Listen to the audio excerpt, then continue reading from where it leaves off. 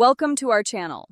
If you want to remove Bluetooth devices from iPhone, follow these step-by-step instructions to ensure the process is completed successfully.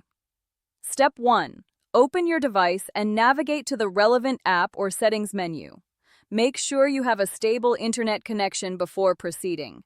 Step 2. Locate the specific section or feature you need to access.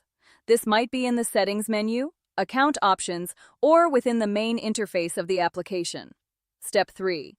Look for the option related to your task. It may be labeled with clear text or represented by an icon. Tap or click on it to proceed to the next screen. Step 4. Review any information or warnings displayed on the screen. Make sure you understand what will happen when you complete this action. Step 5. Follow the on-screen prompts carefully. You may need to confirm your choice, enter a password, or provide additional information to complete the process.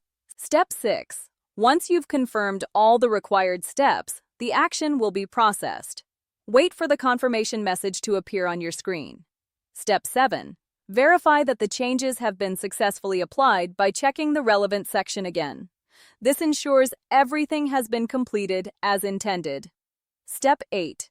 If you encounter any issues during the process, check the app's help section or support page for additional guidance and troubleshooting steps.